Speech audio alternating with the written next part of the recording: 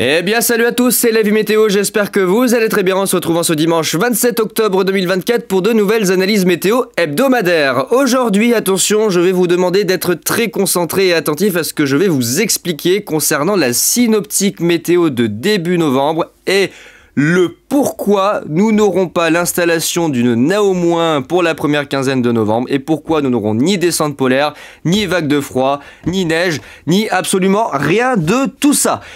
J'ai complètement oublié depuis début septembre déjà de reprendre les analyses météo hebdomadaires chaque week-end pour suivre l'évolution du temps sur le long terme, mais surtout j'ai oublié un élément majeur dont j'avais déjà parlé en 2023 et qui avait fait ses preuves, le grand patron, le vortex polaire. Je m'en veux énormément, mais j'ai complètement oublié de l'intégrer à mes analyses météo et résultat, en ayant un petit peu bypassé ce paramètre-là, j'ai dit des bêtises. En suivant un petit peu, on va dire, des avis généraux un peu partout que j'ai entendus autour de moi, et je me suis retrouvé à dire les mêmes bêtises, à savoir, on risquait d'avoir des décrochages polaires pour début novembre, ça risquait d'être froid, il risquait d'y avoir de la NAO- et tout. Non.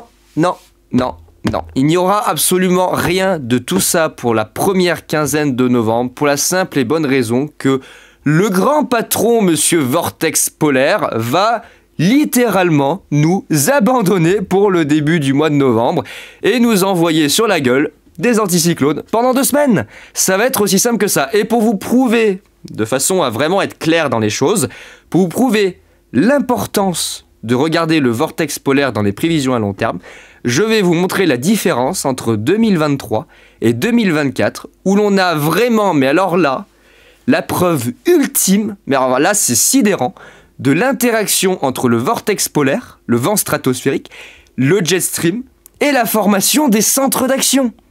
Là, on a vraiment quelque chose qui nous prouve que le vortex polaire est un paramètre très important à prendre en compte dans les analyses météo. C'est pas à tout de regarder ce que disent les uns, ce que disent les autres, au moins on sait pas trop, froid et tout, et de juste regarder comment se déplacent les centres d'action. Il faut aller plus loin, il faut aller beaucoup plus loin, et c'est pour ça que dans l'année 2023, je me suis décidé à intégrer ce paramètre-là dans mes analyses et ça a fait ses preuves lors de la tempête Ciarán. Je vais en parler dans ce point justement puisque on va arriver début novembre, ça fera 1 an que la tempête est passée et vous allez voir que sur la carte de 2023, on a toutes les preuves que le vent stratosphérique a un rôle majeur dans l'évolution des centres d'action. Clairement, je vous le dis, là, je vais vous demander d'être très attentifs, soyez très concentrés et très sérieux dans ce que je vais vous expliquer. Alors, pas trop de blabla, on va essayer d'aller assez vite. Du côté des cartes. À gauche, ici, vous avez le vent stratosphérique de 2024, le noyau de vent stratosphérique 2024. À droite, vous avez le noyau de vent stratosphérique de 2023. Petite parenthèse pour ceux qui n'ont pas suivi depuis quelques années, le vent stratosphérique, c'est un vent, un anneau venteux qui circule à peu près entre 25 et 30 km d'altitude, issu de la force de Coriolis et issu du refroidissement de la stratosphère durant la période hivernale. On a des gradients thermiques qui se mettent en place en hiver dans la stratosphère et on a ce vent, en fait cet anneau venteux, ce donut venteux qui se met en place chaque hiver et qui redisparaît chaque été. C'est le même principe dans l'hémisphère nord, dans l'hémisphère sud, tout le monde est logé à la même enseigne. Et c'est lui que j'appelle le grand patron qui pilote d'une manière générale. Alors en dessous, il y a toutes les petites mains. Il faut voir ça comme une entreprise. Vous avez le grand patron, puis en dessous, vous avez toutes les petites mains qui travaillent. Ça va être le jet stream, ça va être les gradients thermiques, ça va être les conflits de masse d'air. Bref, il y a plein de choses qui en dessous rentrent en compte dans l'évolution du temps. Mais de manière générale, d'une manière globale, en vue lointaine, comme c'est le cas ici sur GFS, c'est lui qui donne le tempo sur l'évolution des centres d'action. Et là, on va se rapprocher plutôt de 2023. Regardez ici, je vais vous expliquer ce qui va se passer. Sur l'Amérique du Nord, regardez cette tache rouge ici. C'est une branche de vent stratosphérique naissante qui sera la future branche donnant naissance à la fameuse et terrible tempête Ciarán, dont j'avais réussi les prévisions à 10 jours à l'avance, justement. Grâce à ça, tous les paramètres étaient réunis autant sur le vent stratosphérique que sur le jet stream pour obtenir une super tempête. Et je l'avais vu 10 jours avant qu'elle arrive. Bien évidemment, vous en avez toujours qui vous diront ouais, vous faites du catastrophisme, vous cherchez à faire peur aux gens, il y aura rien, machin et tout. Bon, allez dire ça aux Bretons qui se sont tapés des rafales à 200 km/h et puis 160 sur Brest. Ah, à part ça, tout va très bien, mais j'avais réussi en tout cas, gros coup de poker pour moi, à prévoir la tempête Ciarán en 2023 grâce à tous ces paramètres et notamment en analysant correctement le vortex stratosphérique.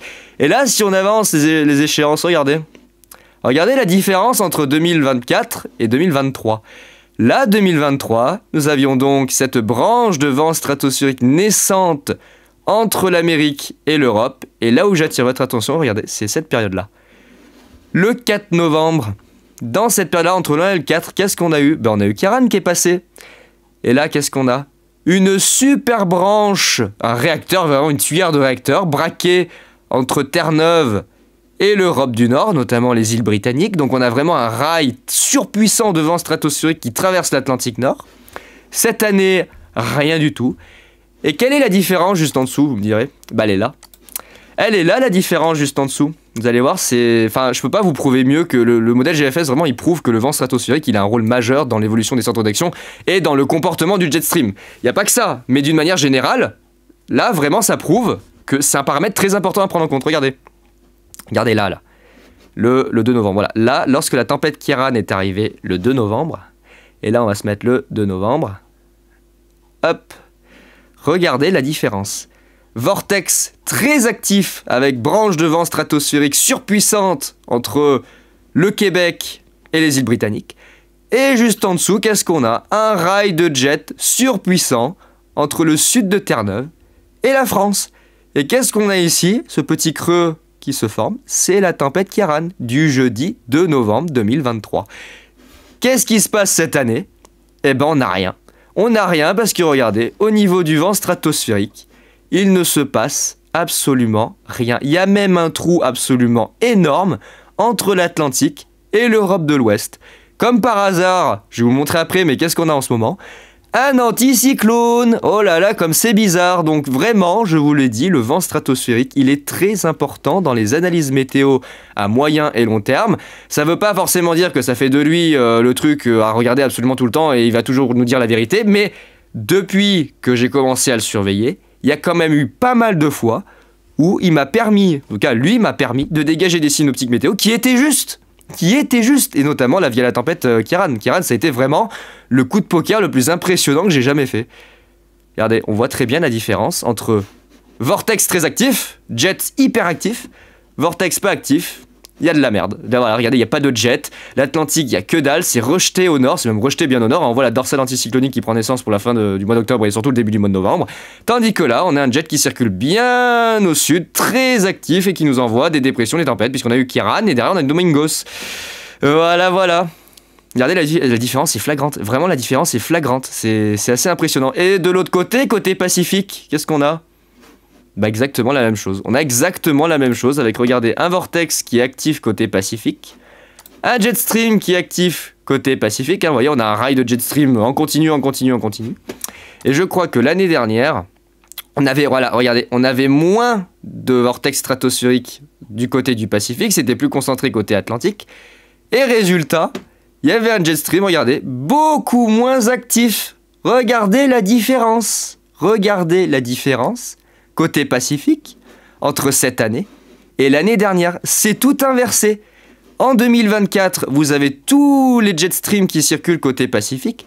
En 2023, ça circulait côté Atlantique, à la même période. Attention, à la même période. Hein. Là, on est vraiment sur une échelle de temps très réduite. On se consacre essentiellement au début du mois de novembre. Mais regardez, la différence se voit. Elle se voit, je peux pas vous faire plus parlant que ça. La preuve, elle est là. Donc je suis désolé de ne pas avoir pris en compte et de vous avoir annoncé effectivement un début novembre qui pourrait être catastrophique, qui ne le sera pas du tout. Voilà, j'aurais dû regarder effectivement ce paramètre beaucoup plus tôt, j'aurais dû le prendre en compte, j'ai complètement zappé. Et là on a la preuve ultime que effectivement le début du mois de novembre ne sera absolument pas celui qu'on nous laissait entendre, à savoir de la na au moins, à savoir un temps exécrable, du froid, de la neige, non, que nenni, il n'y aura absolument rien de tout ça pour début novembre. On va avoir quand même un petit refroidissement, c'est un bien grand mot, mais on aura un petit rafraîchissement pour début novembre, mais on va pas mourir, il n'y a pas de quoi s'affoler. Vraiment, c'est minime. Mais là, on voit très bien la différence. On voit très bien la différence entre 2023, le jet Atlantique, et 2024, le jet Pacifique. Et nous, bah, on n'a rien. Voilà, cette année, on n'a rien. Regardez, cette année, on n'a rien. Et là, ça va se voir sur les anomalies de pression aussi. Ça va se voir sur les anomalies de pression. Avec donc, hop, ici, on le voit, la différence. Regardez. 2024, nous avons ici un anticyclone. 2023, nous avions des systèmes dépressionnaires. Bah... Je peux même pas vous faire... je sais même pas quoi dire en fait, tellement c'est parlant en fait. Regardez les différences, regardez les différences. Pas de vortex anticyclone, vortex, dépression. Uniquement parce qu'on a une branche de vent stratosphérique très active qui s'est établie entre le Québec et les îles britanniques. Et là, bah, cette année, là c'est pas du tout le cas. Là cette année, c'est vraiment pas du tout le cas. Le vortex, il est pas réveillé côté Atlantique. Pour l'instant, il concentre toute son activité côté Pacifique. Hein. Il a pas du tout envie de venir chez nous. Et donc, on va se retrouver... C'est ce que GFS et pas mal de modèles commencent à se mettre d'accord et se modéliser. On va se retrouver avec un blocage anticyclonique, au moins pour les 10 à 15 premiers jours de novembre. Anticyclone, anticyclone, anticyclone, anticyclone, anticyclone, tout simplement. Parce que lui, il n'est pas réveillé côté Atlantique. Et d'ailleurs, ce qui m'inquiète, c'est que bah, il n'a pas envie de se réveiller. Alors les échéances plus lointaines, on va dire à partir du 10 novembre, sont pas forcément à prendre en compte. Ça va changer d'ici là, mais moi, en tout cas, de mon ressenti, je dirais que jusqu'au 10-15 novembre, il y a rien, il y a rien à espérer, il y a rien à attendre, ni froid, ni neige, ni tempête, ni quoi que ce soit. On va retrouver un temps un petit peu plus calme, fort heureusement, parce que là, au niveau des intempéries, ça commence à bien faire. Hein. Déjà dans le sud de la France, faut doser un peu. Hein. Déjà qu'il est tombé de plus de 300 mm sur le Var et sur les Cévennes à nouveau juste hier avec 3 tonnes d'orage, et puis ça fait plein de bordel. Donc il faudrait peut-être que ça s'arrête à un moment. Hein. Ça serait bien qu'on se repose un petit peu. Voilà, ça donne ça. Franchement, je trouve même pas les mots tellement c'est parlant en fait. Je peux même pas vous prouver mieux que ça, que les cartes de GFS qui montrent vraiment l'importance du vortex stratosphérique dans l'évolution météo. Regardez-moi ce noyau dépressionnaire que l'on avait pour le 4 novembre. Et regardez ce qu'on a aujourd'hui. On a totalement l'inverse. Pourquoi ? Parce qu'on a totalement l'inverse au niveau du vent stratosphérique. On a complètement l'inverse de ce qui se passe l'année dernière. C'est pas plus compliqué. Voilà, regardez, anticyclone, anticyclone, anticyclone. Dépression, dépression, dépression, dépression. Regardez que des dépressions. Pour l'année dernière, regardez que des dépressions qui circulent. Même avec une na au moins. Là, l'année dernière, on avait une na au moins. Voilà, là, l'exemple typique. L'année dernière, on avait une na au moins ici. Avec des anticyclones nordiques. Mer du Labrador, Groenland, un peu l'Islande, le nord de l'Écosse, la mer du Nord, les pays scandinaves, Norvège-Suède. Et des dépressions sudistes qui circulent essentiellement largement au sud de Terre-Neuve, au niveau des Açores, l'Espagne, la Méditerranée, la France, et qui circulent vraiment sur l'Europe du Sud. Là, on avait une signature na-au-moins sur GFS en 2023. Là, c'est même plus de la na-au-moins, c'est même plus de la na-au-plus, c'est un truc complètement déphasé qui n'a absolument aucun sens et qui finalement ne sait pas trop où il va. Hein. Voilà, le flux n'est vraiment pas dirigé correctement. Tout ça parce que ce con de vortex polaire, il n'a pas envie de se réveiller. Voilà, tout ça parce que ce con de vortex polaire, il n'est pas réveillé. Oh punaise. Pourquoi j'y ai pas pensé à le surveiller plus tôt? Bon sang, c'est pas possible. Regardez, c'est parlant, regardez, c'est criant. Regardez, on avait un vortex absolument merveilleux du côté de l'Atlantique. Regardez, on avait des vents parfaits qui nous envoyaient plein de dépressions. Le jet était super actif et tout. Voilà, ouais, plus rien. Il y a des trous, sur l'Atlantique, il n'y a plus que dalle. Voilà. Et puis on a aussi les températures stratosphériques qui entrent en jeu. Alors ça interagit un petit peu plus tard, vous allez voir pourquoi. C'est le fameux refroidissement de la stratosphère durant la période hivernale. C'est ça aussi qui génère ces vents surpuissants du côté de la stratosphère, mais c'est ça aussi qui peut initier des variations sur les centres d'action, avec parfois des réchauffements stratosphériques. Alors on va peut-être revenir à une échéance un peu plus proche.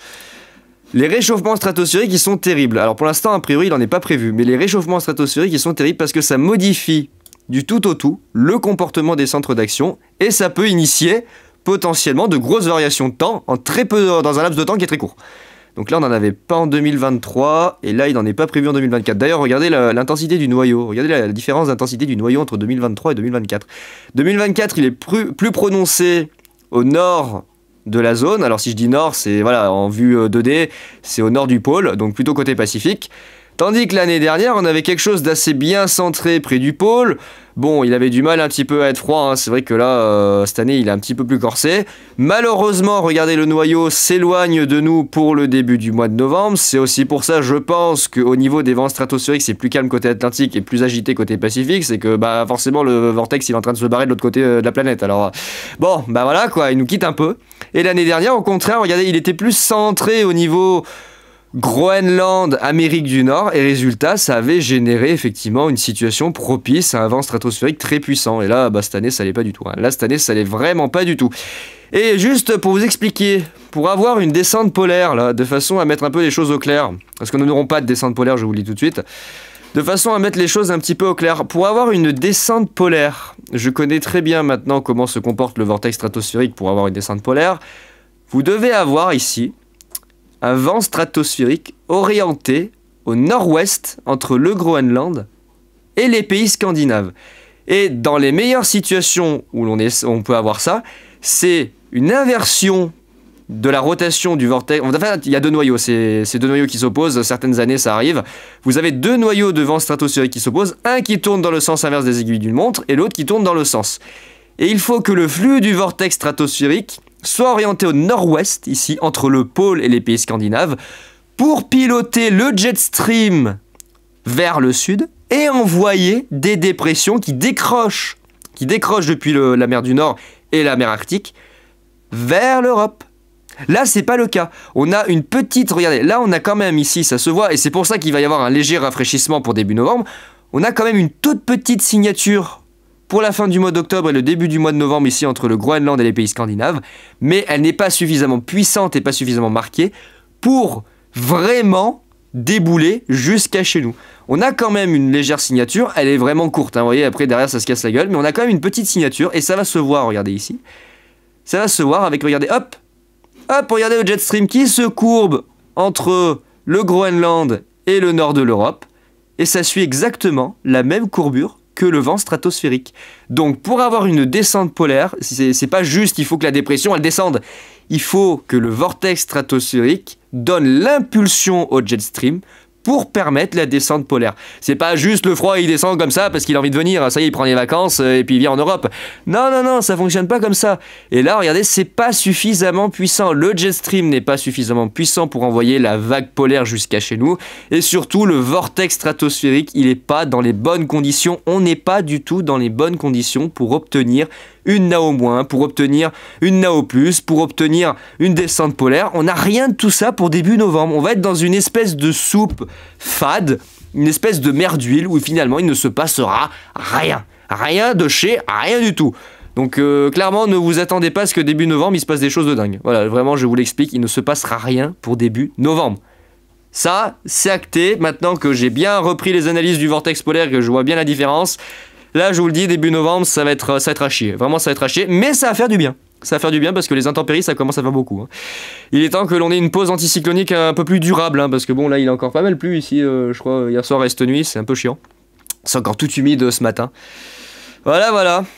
Donc, j'ai rien d'autre à ajouter finalement sur les analyses météo concernant ce paramètre. Là, je vous ai tout détaillé sur ce que vous avez besoin de savoir sur ce vortex polaire, hein, le grand patron, le fameux grand patron dont je vous parle depuis déjà plus d'un an.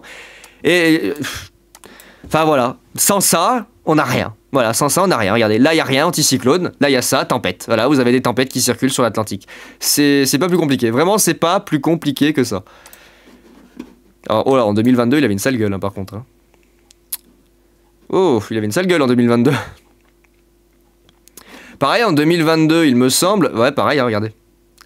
Regardez, on a la même signature en 2022, où il y a très peu de jet stream côté Atlantique, et où au final, le vortex stratosphérique, il y en a un petit peu, attention, il n'y en a pas zéro, mais il y en a un petit peu.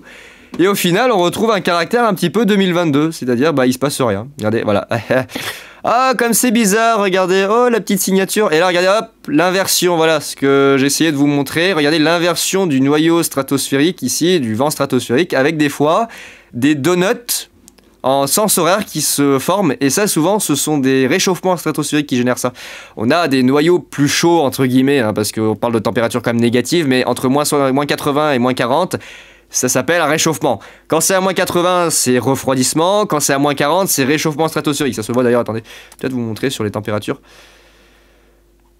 Voilà, regardez là, voilà, moins 36. Voilà, ouais, moins 36, vous voyez, dès que ça s'approche des moins 30, moins 20, c'est un réchauffement stratosphérique. Et ça provoque une inversion du vent stratosphérique. Et certaines années, on a eu deux noyaux, deux donuts qui s'opposaient avec un système un peu d'engrenage où vous avez un qui tourne dans un sens et un qui tourne dans l'autre. Et dans ce genre de situation, c'est un petit peu risqué parce que bien souvent, ça génère des décrochages polaires qui sont très virulents. Et je crois qu'en 2022, c'est ce qui s'est passé d'ailleurs du côté de l'Amérique. En tout cas, il y a eu une année où côté américain, il y avait eu ce fameux système d'engrenage et ça avait balancé pas mal de froid sur l'Amérique du Nord. Pas mal de froid sur l'Amérique du Nord. Vous voyez, là, il n'y avait rien. Regardez, il n'y avait rien. Regardez, il n'y a rien. Regardez, dès qu'il n'y a plus de vent stratosphérique sur l'Atlantique, vous avez plus de jet stream, c'est foutu. C'est foutu. Faut même pas espérer quelconque changement, c'est foutu. C'est foutu, là, vous avez rien. Rien que dalle. Voilà, c'est aussi simple que ça. Bon, je vais arrêter de parler de 2023, alors on va revenir sur les cartes de 2024. Donc voilà, dans l'ensemble, vous attendez pas à des dingueries pour début novembre, anticyclone. Regardez, on a une barrière, enfin je veux dire, c'est un peu plus par là, on a une barrière d'anticyclone de l'Atlantique jusqu'à l'Europe pour la première quinzaine de novembre. Et peut-être là, regardez, sur la fin de l'échéance, nous avons une petite signature qui apparaît, qui certainement va changer d'ici là, hein, mais on a une signature, regardez, qui apparaît en flux de nord-ouest, tout simplement parce que sur le vent stratosphérique, regardez, sur la fin de l'échéance, on a, regardez, une nouvelle petite branche qui vient s'immiscer entre Terre-Neuve, le Groenland, et qui glisse vers les pays scandinaves, et qui circule ici sur le nord de l'Europe. Et comme par hasard, qu'est-ce que l'on a exactement en même temps que ce petit noyau de vent stratosphérique qui se déplace? Hop, une courbure de jet. Regardez, hop, la petite courbure de jet qui vient propulser directement le flux depuis le Groenland. Hop, ça descend en flux de nord-ouest. C'est ce que je vous ai dit il y a quelques minutes. Voilà, il faut que le vortex soit orienté de cette manière-là pour obtenir une descente polaire. Sinon, ça marche pas. Ça marche pas. Faut pas espérer une descente polaire miraculeuse comme ça. Hein. Le flux de nord, il arrive pas par magie. Hein. C'est pas baguette magique, Harry Potter. Hein. Non. Non, pas du tout. Ça dépend de beaucoup de facteurs, dont celui-là qui est notre cher grand patron, le vortex polaire. Ah là, je pense que là je vous ai bien martyrisé l'esprit avec ça, j'espère que vous avez bien compris ce qui est en train de se passer, ce qu'il va se passer, et vous allez être un petit peu plus attentif à l'avenir, parce qu'au final on vous a un peu tous dit des bêtises, et moi je suis vraiment désolé de m'être laissé un petit peu embarquer, parce qu'au final, j'ai un peu suivi le mouvement de certains en disant, bon, risque de néo-moins, froid, machin et tout, que dalle, pas de froid, pas de néo-moins, rien du tout. Pour au final être déçu, en fait c'est ça le truc, c'est qu'on s'imagine des choses, et après on est déçu, mais en fait il n'y a pas besoin d'être déçu, on a la réponse là. La réponse, on l'a devant nous. Enfin, je veux dire, à un moment...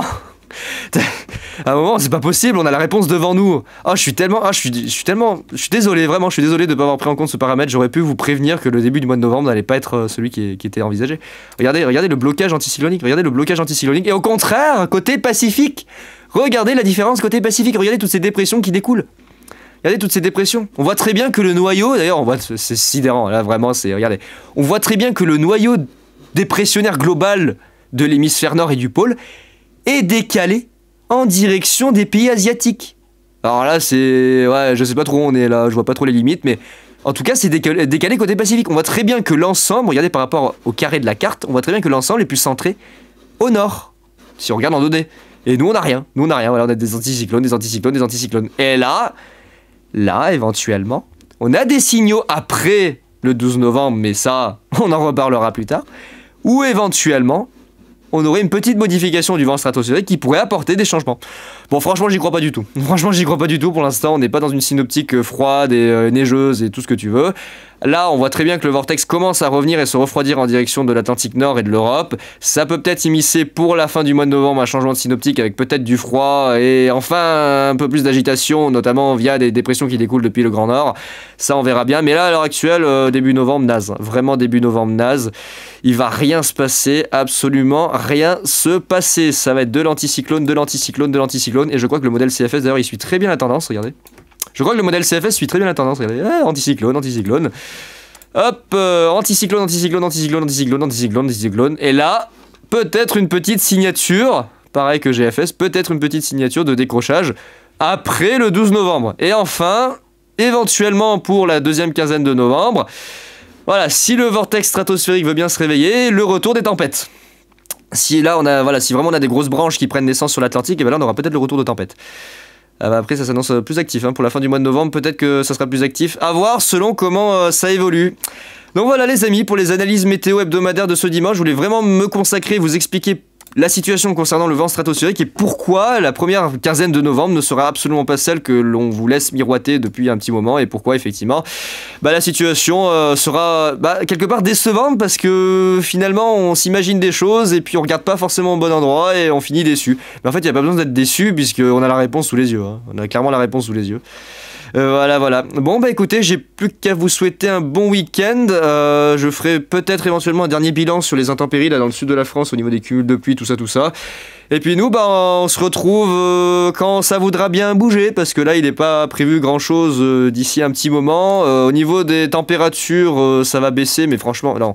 Là, ça va baisser, mais franchement, pas de quoi paniquer. On va avoir un petit rafraîchissement pour les premiers jours de novembre, mais honnêtement, il n'y a pas de quoi paniquer. Hein, vous voyez, ça va être limité. Hein, il n'y aura pas trop de froid. Faut pas se leurrer, il va pas faire moins 15 degrés. Ça commençait à parler de descente polaire hein, chez certains, donc excusez-moi, mais il faut peut-être doser les mots.